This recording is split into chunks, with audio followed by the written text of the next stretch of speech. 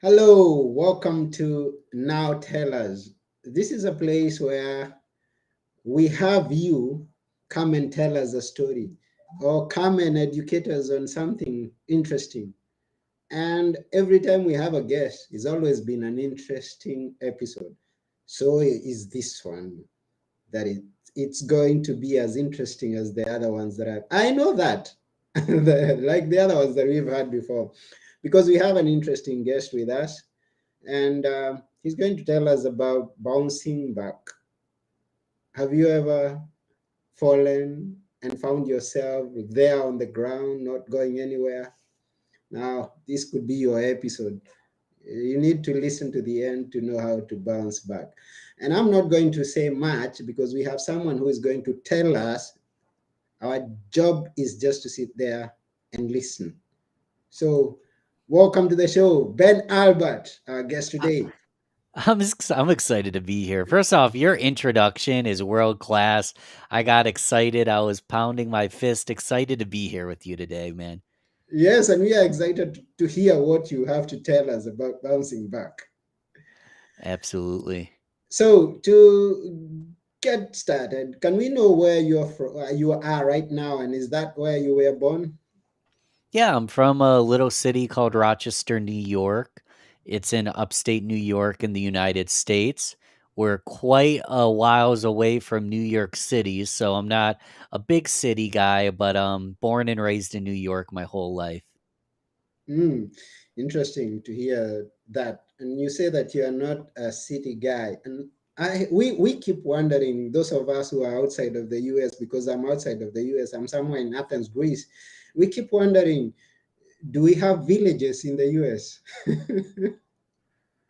Yeah, so the US has a little bit of everything. Mm-hmm. Um, there's towns that are mostly land and only, a few hundred people population, and then there's big cities with millions of people all squeezed into one little area. I mean, there's mountains, there's valleys, there's water, little bit of everything in the United States. And one state is very different than the next if you're in, the Northeast versus the South and the West.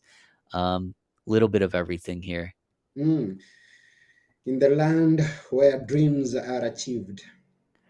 Yeah, that's what they say. That's So, what they say. I'm not super ethnocentric. I firmly believe that there's plenty of lands with incredible opportunity. And some might argue that the United States isn't even the best country in the world. But at one point, we had streets paved of gold. They never actually were paved of gold, but we have a good reputation, I suppose, right? a good expression. Pavements, streets paved with gold. And Yes. yeah, that's what many of us imagine, those of us who have not been there. And the movies do you some justice, or don't they? It's good. It's good. I live in a beautiful place with Yeah. beautiful people, and I get to meet incredible people every day. I'm just not so arrogant to think that the United States is the best. I think my brothers and sisters all across the globe, there's so many beautiful places and great places to live with lots of opportunity for business people and anyone who's looking for inspiration and growth. Mm. And so, how was your growing up in this? I mean, in your area where you were born? Yes. Was it? So sports are big in the United States. I was obsessed with basketball. Um, and what was hilarious is I was obsessed with basketball, but I was the shortest kid in school. So I had a jersey, a basketball jersey for every single day of the week. And I imagined being like Michael Jordan and doing 360 dunks and being, a superstar basketball player. Needless to say, my future was going to be 5'7", 5'8", and being a professional basketball player wasn't really my purpose in life. But as I was a kid, being small, ultimately I got pushed around a lot. I got beat up on the court a lot. I got bullied, and I would make myself smaller. I often felt like I was hiding from the world. Because I don't know, I was just a quiet, reclusive kid. But the beauty in this is I was building curiosity. I've always had just a overflowing cup of curiosity and wonder. Why do people act this way? Why am I being bullied? Who am I going to be? And that curiosity and that wonder led me into what I get to do today as a podcast host myself. I love having conversations like this, and a marketing professional for a living. I get to live out curiosity. I get to ask questions for a living and learn about businesses. And ultimately, I was an underdog. I didn't have the easiest life. I didn't have the perfect upbringing, but I like putting my chips and betting on other underdogs and helping promote them and helping them grow and helping them establish and grow as business people. So everything that I struggled with as I was younger, I get to relive and ultimately help other people not struggle with. So, and in my case, it's mostly online marketing, but Hmm. any that can help anyone ever, so they don't have to feel small, so they don't have to feel like an underdog. That's my mission in life, and that's what I love to do. Yeah, so you're an entrepreneur, as I get it. But that's Yes. not where you started. I mean, but at some point in life, you'd risen to a high point of life. Where was that? Yeah, well, so I feel like it's always peaks and valleys, and you can reach a high point. But one thing that I made the mistake of is I was following someone else's mission. I Mm-hmm. was following someone else's why. And what we're taught, and often in America with the advertisements and the social media, it's what car, what relationship, how much money do you make, what is your next achievement? And I was following all the achievements that people told me I should follow. So Mm-hmm. I was moving up the corporate ladder. I was in a sales corporate role, selling a product that honestly I didn't believe wholeheartedly in. I started losing my conviction because I was following someone else's why. I was doing what someone told me I should do. And it wasn't until, and we can get into this, COVID hit. I got furloughed. I got let go from my job, and I was never defining myself as an entrepreneur. I didn't have entrepreneurs on my wall. I want to be like this person. I was forced into entrepreneurship. I was forced to bounce back because I needed to develop income. And because of COVID, a lot of businesses weren't hiring. They were being very, protective of their decision making at the time. So Mm-hmm. that's where I got my start. I bounced back by starting a business using the laptop I'm speaking to you on now, building relationships on LinkedIn. And I'm lucky. Well, the beauty of the online marketing space is I don't have to be in person with people to serve them. So I just got to work building online marketing plans for businesses, so as we come out of COVID and as things get better, they're in a great situation going forward. I got lucky though. I'm making it sound like it was easy. There was a lot of stress and tears and hard work involved. Mm. Yeah, and something that you mentioned there earlier on is that you were working to fulfill someone else's dream. Someone Yeah. said that if you're not going after your dream, then you're helping someone build their own dream. That's kind of something that we always should think about. Am I dreaming? Am I building my dream? Whatever it may be not necessarily gathering a lot of wealth, cars and buildings and estates, but whatever your uh, purpose on this earth is, whatever you feel fulfilled going after, are you going after it, or are you doing something on a daily basis because someone else is saying so, or someone has put you in that position? So I like you, the way that you put it. I mean, you came to Yes. that realization that no, this is not my area. I'm not doing what I should be doing. And it's very difficult. Part of the realization is I still feel like I am a current work in Mhm. progress. I feel like there's a constant evolution going on where even as an entrepreneur with my own business, I wonder, is this my mission? Is this my purpose? I do get to help so many people and I get to help businesses grow, but I'm still kind of following the path that was created for me being a marketing professional. And I still ask that question, maybe there is a different purpose. Maybe I'm still following what I think I should be doing. I don't have an answer to this. There's no closure, but I feel like there's a constant evolution of self where your purpose can change based on what you find internally and what you find helps the most people that you're looking to impact. And I agree with you because the fact is that we are on constant growth every single day. We get to learn something new. We get to meet with new people. We get to experience some unexpected experiences in our own life. Just like, Never. Not just today. so this is something that is continual, refining, rediscovering ourselves on a daily basis. I I, agree.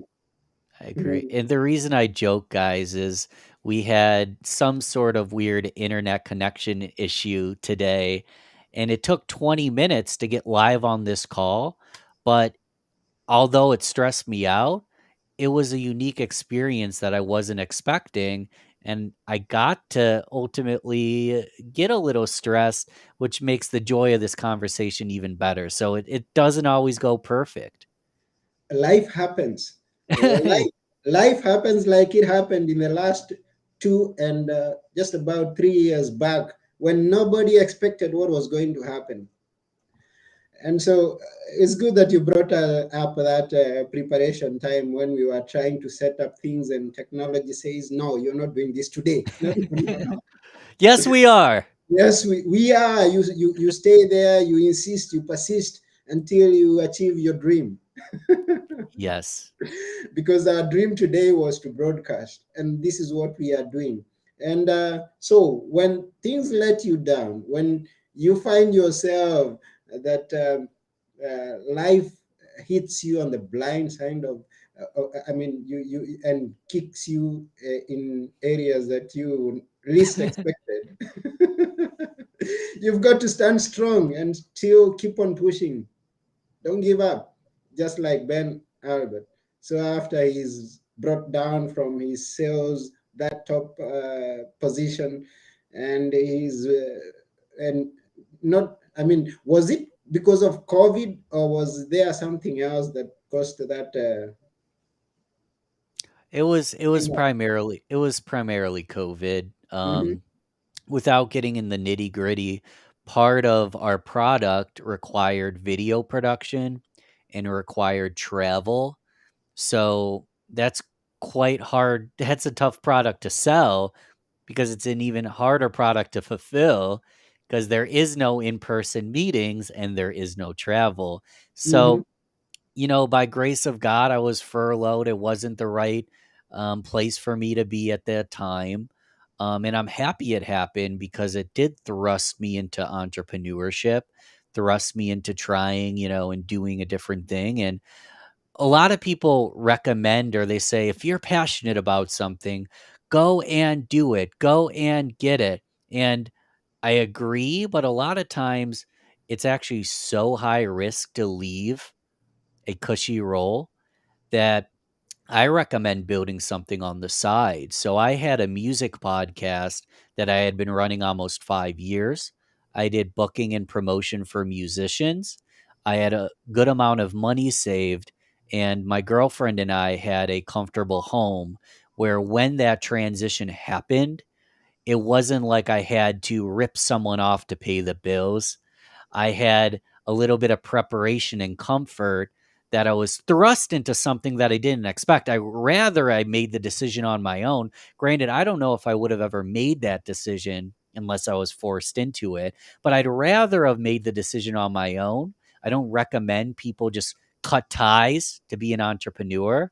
I was forced into it, but because of the preparation we put in on the front end, on the back end, I was able to take a little bit of time to develop the business where I wasn't profitable in the first 3 months, but in the first 2 years, I got to replace everything that I was doing financially. I work more hours. I make just as much money. I do work more hours, but I get to do it for myself. And I get to do it again for myself rather than someone else. And in a industry I'm really passionate about. Hmm. Beautiful.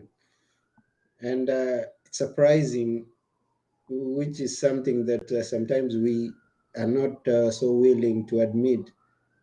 You saying that you are happy that it happened. I mean, because many times we find ourselves in position like we talked about before, where we realize, just like you realize, that no, this is not me, this is not what I should be going after.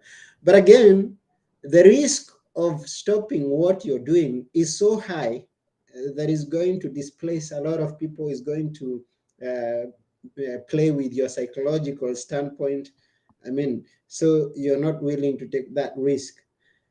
What would you advise someone who we cannot tell to just stay there and wait for another COVID to make a change in their own life?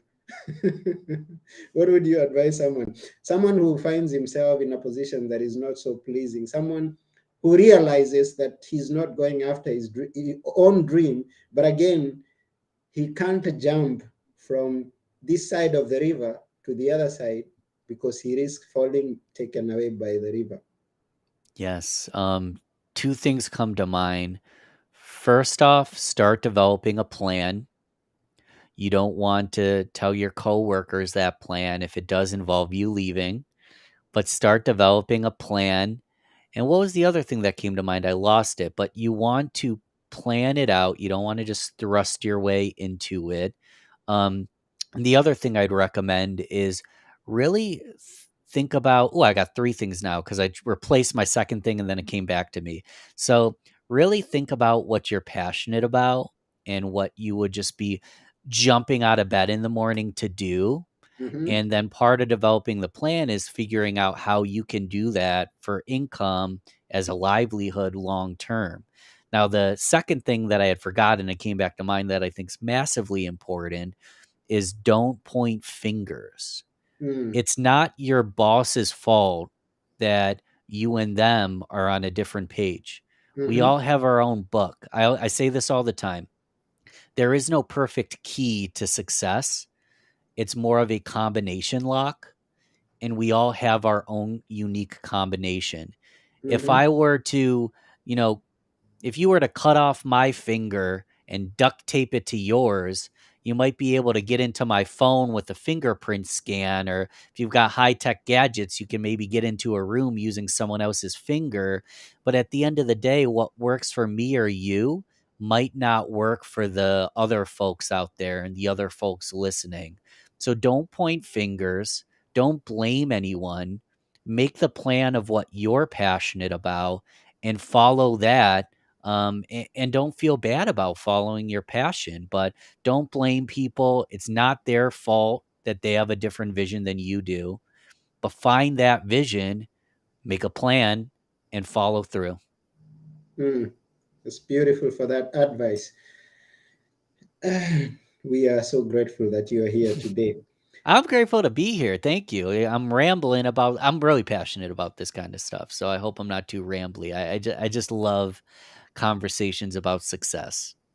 Yeah, yeah, and it's good. We also love to hear about success and also learn ways to go about things.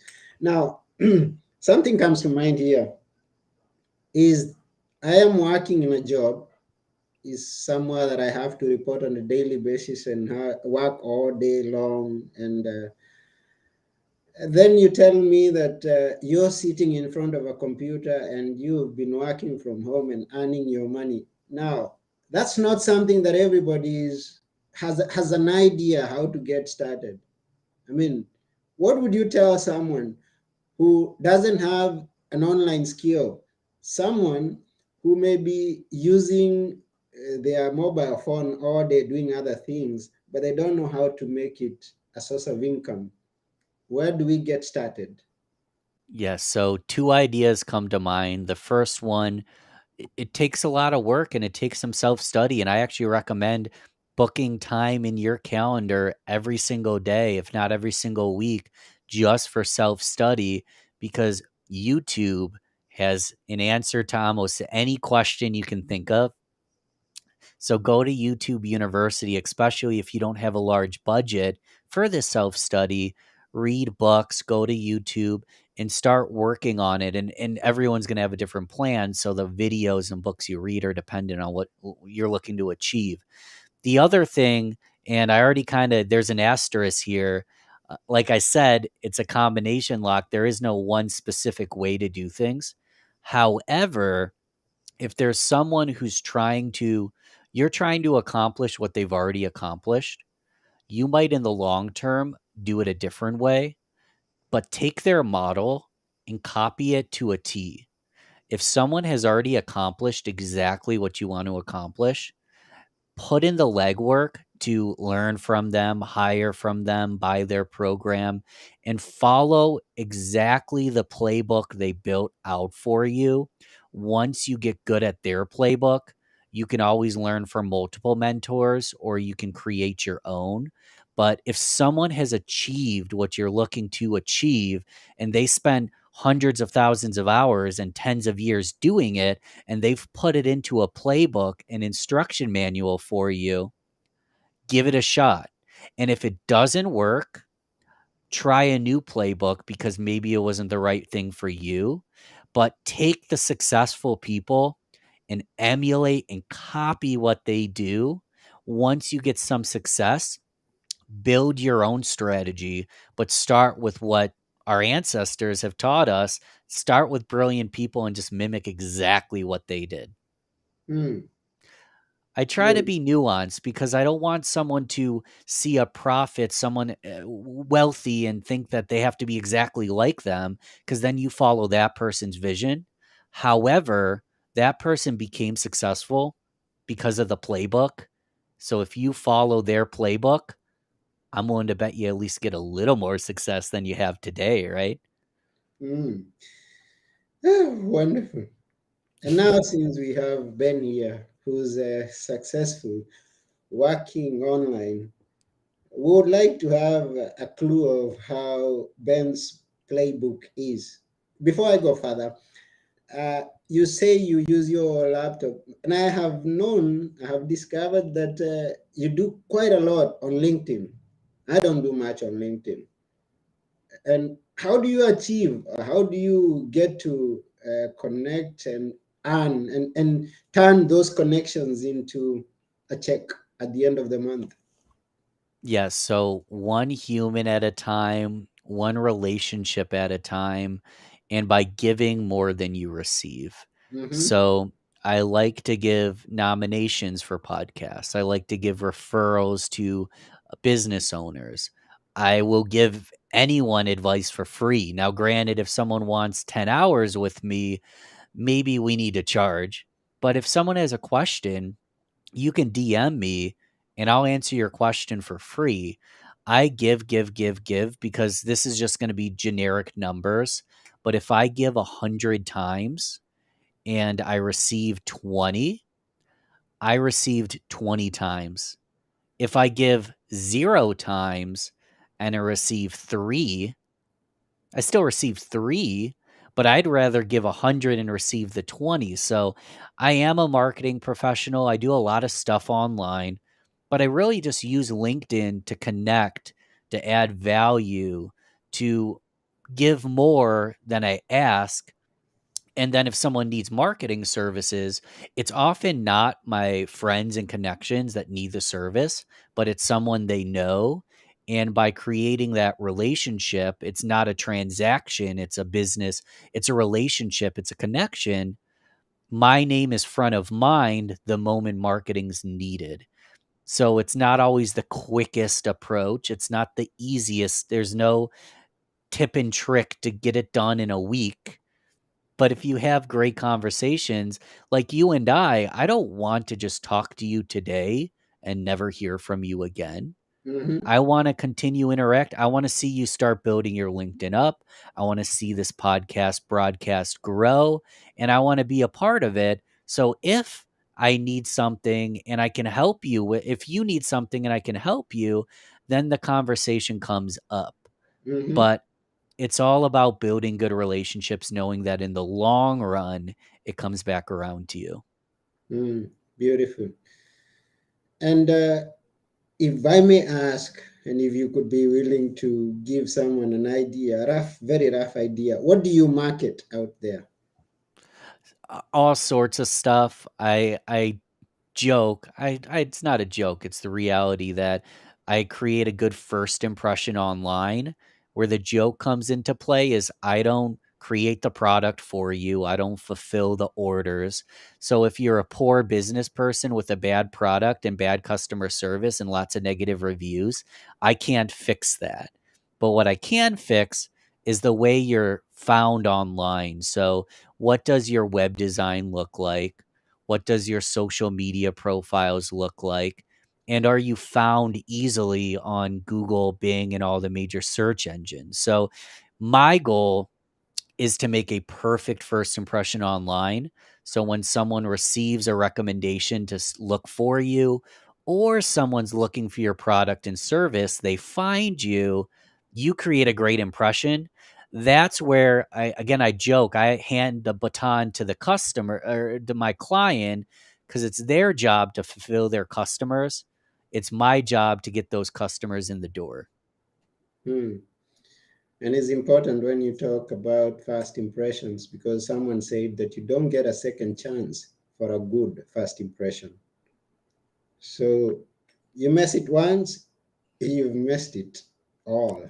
So, There's there's little things like if someone types in your website and a 404 error comes up, mhm, website not found, or it says it's not secure. That person who came on a came high recommendation to reach out to you, that person goes to your competitor because you scared them away with a website that looks like it's malicious or going to steal their information. I mhm. know it doesn't happen all the time, but it happens. And you don't want that to be you scaring away clients you can help. Curious. Let's do two searches. You're talking of two. I'm curious because you mentioned that, and I want to find out how do I appear online. So can you tell me how is Anthony Morore appearing online once you search? Do you Let's want me to search you right let's now live? yeah, let's see it. So, So I so discovered you want me to Anthony. search your Just, full name or a yeah, just the business way name? it is, Anthony Morore, just to discover how it is appearing. Is it going to allow me to share my screen? Let's see. Um, I think it will. Can you oh, it's unable, the permissions don't allow me to it's okay. share. Let's hear The it from you. So the first thing that comes up is your YouTube channel, Oh, okay. which is good. Um, Google owns YouTube, so Google's gonna show YouTube. Uh-huh. I see I see a cello player with the same name as you, but 90% of what I see is your YouTube channel at the top. Then there is your web page and your Instagram and your Facebook. I'm not so lucky. So my name's Ben Albert. The Duke College, they're one of the biggest colleges in America. Mm-hmm. Their defensive coordinator of their American football team also has the name Ben Albert. So if Okay. you Google search Ben Albert, you'll find the defensive coordinator of Duke Blue Devils football team, Mm-hmm. which isn't good. That's why I have Balbert marketing, because if you type in Balbert, you'll find me. The reason I say all this is you are basically owning the entire first page of Google. Mm. That's your real estate. I see your Amazon, I see your Twitter, your LinkedIn, your Speaker Hub, your Facebook. Given that your name's less common than Ben Albert, it allows you to own the entire real estate on the first page. I was Um, going there. So, what would you advise someone whose name is not as rare, someone whose name is so common, but he needs to be found online? I would create a brand that is in your name. Okay. For example, if I type in Real Business Connections, which is my podcast, and Mm-hmm. general term, just real business connections, I own the entire first page of real estate under real business connections. So if you type in Ben Albert, let's see what happens. You get the Duke Blue Devils football team and you get my LinkedIn profile. So at the which end of the which is day, which is good. I Yeah. if everyone has the same company name called Cheap Roofing R Us, cheap roofers, there's going to be competition. Yeah. And we can get in the weeds. There's lots of strategies to come up higher, but at the end of the day, someone else is always going to come up in front of you unless you're taking the time to build an online brand to move way up. So there's a lot of John Smiths in America. I Okay. wouldn't I wouldn't call my business John Smith. I might call it J Smith Speaking. Hmm. And then I bet J Smith Speaking, that might even have competition, but if I create a brand that isn't just my name, there is Hmm. a much higher probability they find me rather than my competitor or the wrong person. But Oh, to answer your question, we can get in the weeds with the website, but in terms of Google, you own the first page of real estate, so you're doing something right. okay, that's good. Good to hear that. So I talked of two. Let's search another term because I'm curious to. I have been asking a few people here and there, and I'm always excited. So I want to find out. Type "be good for good." Be good for good. Be good for good. Is that your book? Yeah, there you go. Be good for good, good stories of goodness with lessons on life. And Google Smart, on my desktop here, you're coming up on the right hand side. It recognizes your book, which again goes into branding that we just talked about a moment ago. Mm-hmm. That is a unique term. If your book was just Be Good or Mm-hmm. Good is Good, so Sheryl Crow has a song called Good is Good. Mm-hmm. Future has a song called Life is Good. Mm-hmm. The word good is triggering other things, Mm-hmm. but be good for good, due to the uniqueness, you come up first for that. So again, if you're naming a business, a book, a brand, don't do something that's been done exactly the same way, or Mm-hmm. else it'd be like Ben Albert or John Smith. You might not come up, but yes, be good for good comes up first. And it looks like it's on Amazon. Can we put that in the description so people buy it? Now we are here for Ben Albert. Would like to know those of us who want to know how to appear on first page of Google. Uh, Maybe with your name if it's unique, or maybe with your brand name to make it unique. I'm sure that Ben Albert can help you do that, so that the next time someone searches your name, he finds you on the first page, or searches your brand that you want to build, he finds you on the first page. And Ben just told us that he's willing to answer your question, whatever question it may be. So what we are going to put in the chat and on the video is how to find Ben to get to be answered those questions. The buying of Cool. my book will come later. First is give, give, give, give. I'll be inviting them to come buy later on. So how can how can people find Ben Albert if they want to get to you? Yes, so Balbert Marketing's the business name. The Mhm. podcast is Real Business Connections, but this is the great link here, the Balbert Marketing. Again, B as in Ben, Albert Marketing. So balbertmarketing.com/all links. And the reason I love that is I set it up as a one pager. I Mhm. don't want to give you guys 15 call to actions. I have a lot of stuff. I've got the podcast, I have the LinkedIn, the Instagram, the Facebook, but balbermarketing.com/all links has it all in one spot. So I'm adamant about meeting you where you're most comfortable. So if you want to send me an email, if you want to set up a phone call, or you just want to stalk me and listen to my content, balbermarketing.com/all links, it's all right there. So wherever you like to hang out, I'll be. Beautiful. That's www.balalbert.com marketing.com/, all links.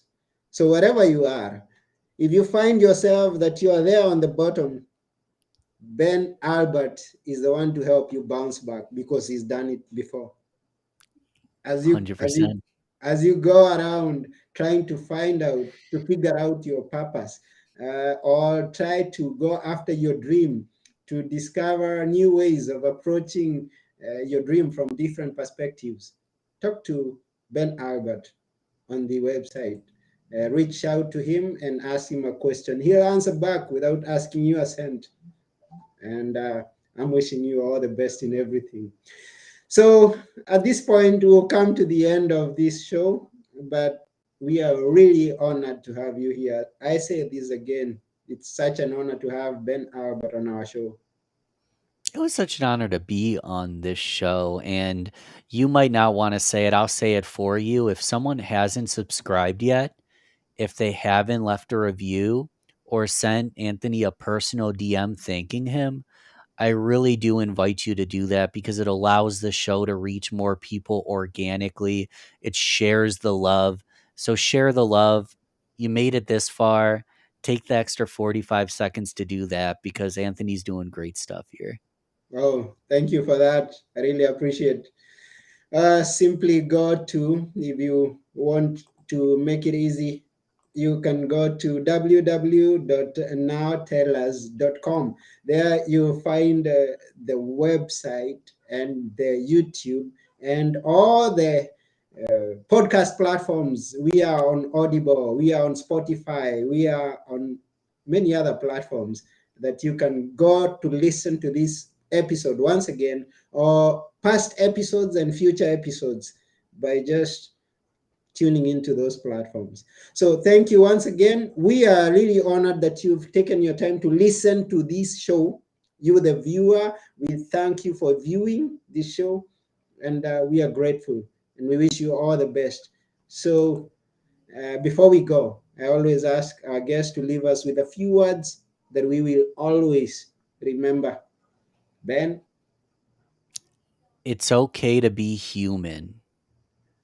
It's okay to be human. It's okay to make mistakes. It's okay to fall on your face. It's okay to take a chance, take a risk on yourself, but it's okay to be human. If you've had a bad day this week, if you had a bad day today, if you see yourself having a bad day in the future, it's okay to be human. You're not a robot. Make the next day a better one. Don't stay there, bounce back. So Bounce says back. Ben Albert. I love the theme. I love it. So this has been your host, Anthony Morore at Now Tell Us. And together with our guest, Ben Albert, we are saying bye for now. Bye. Bye now.